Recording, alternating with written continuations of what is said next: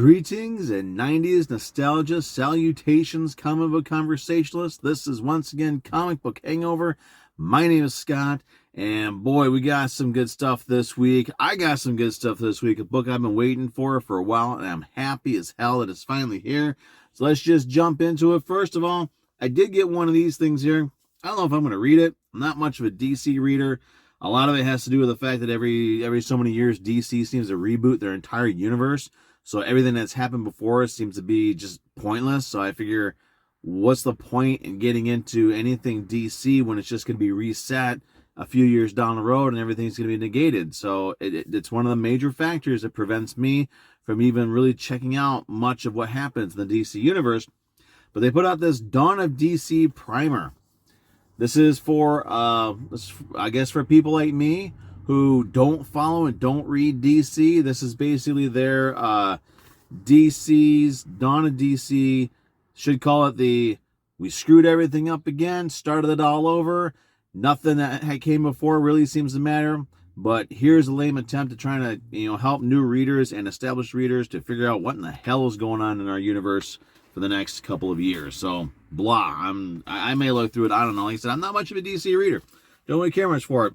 I do care about and really want to read this. This is, oh man, I cannot believe how good and awesome this cover looks. Danny Ketch Ghost Rider #1. I got a couple of variants coming. I had to pick up this cover because look at that. Corner box goodness right there. And that the old school Marvel Comics logo. You got the skull, the Mark Texiera skull that they used to use back in the day. Even kind of replaced the Comics Code Authority box with the what is this? The Marvel Comics Authority. So beautiful cover, great artwork. It's nice to have a Ghost Rider that looks like a Ghost Rider again. Can't wait to jump into that.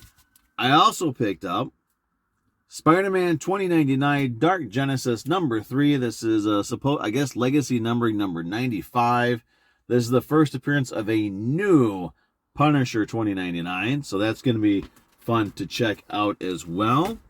Rounding up the 90s goodness, the 90s nostalgia, facsimile edition, X-Men #1. This actually has the wraparound cover on it. Now, I do want to compare it to, and I think this part here looks a lot like, looks exactly how it looked back in the 90s. This is X-Men #1, Jim Lee's X-Men #1. Was the highest selling, actually I think it may still be if not one of the highest selling comic books of all time.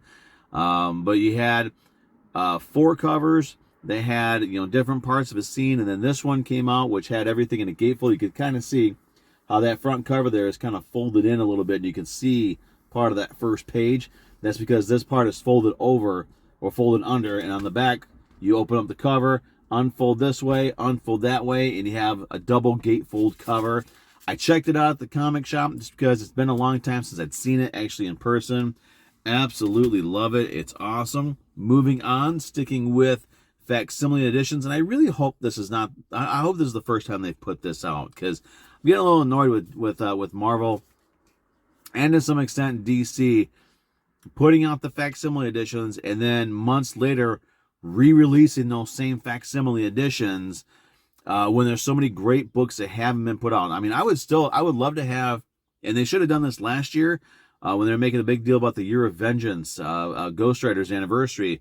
They could have done Marvel Spotlight #5, Ghost Rider Volume 1 #1, and Ghost Rider Volume 2 #1. There's 3 books right there they could have put out in facsimile editions, but they didn't do it. And beyond that, there's a lot of other great books that could be put out in a facsimile edition that they have yet to put out because they're reprinting, and now like DC is doing gimmick covers and variant covers for reprints for facsimiles. It's getting out of hand. It's getting to the point where it's like, maybe these facsimiles aren't such a good idea after all. That said, though, I picked up Avengers, the first Avengers #1. This is also the same week that I think it was the 82nd first issue of Avengers came out. But this is where it all began. This is the very first issue, and I couldn't do this on the X-Men one because that one, if you see it, you're gonna want to look at the front cover as well as the back cover. I'll take the board out. All right, because you got the back cover. You can also see where it's got that fold there. You got the modern era, because this is the Marvel logo that was on it originally, and the only Marvel logo that was on it. Okay, so you got the modern. Here's the current Marvel logo, and also the barcode. On the barcode on the current Marvel comics are really thin, so that's what you want to look for on the back. On this one here, it's got that current Marvel logo on there. That wasn't on there originally. And of course, you've also got the $3.99 cover price, which was not there originally. And looking down at the bottom, you've got your barcode that's hugging the side. It's hugging the bottom and hugging the side of the cover. That's how you know that this is a facsimile edition. Don't get fooled. Look at the price if nothing else. If it says $3.99 cover price, you got yourselves a reprint. Not a bad idea to have a reprint. Like I said, there's no way in hell I'm going to be able to afford an original Avengers #1. So I'm okay with a reprint. But if you're getting a good price and it seems like too good of a deal on an Avengers #1, you're going to want to look at that cover. Make sure you're getting yourselves an original and not a facsimile reprint. Moving on, we have the final issue of Little Monsters. It's issue 13. A great little series. Now that it's wrapped up, of course, Image is going to put it all into a trade paperback. Maybe even, might do 2 volumes for it. They might do one big sort of omnibus thing for it. But this, especially if you like vampire stories, a little bit of a different kind of a vampire story, you'll definitely want to check this out. This has been a great series. I'm not a vampire reader. I don't really care for vampires at all. But I enjoyed this one from beginning, and I'm going to assume to end, because while there was a few things about it that I was always kind of like, this is kind of stupid. Overall, the stuff that made the series really awesome really outweighed the stuff that I didn't like on it. Great, great series.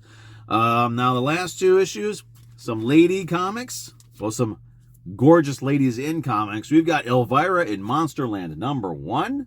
I do have a variant cover coming for this as well, but I had to get this one. This is the cover that was they actually used for the ash can that I picked up a little while ago.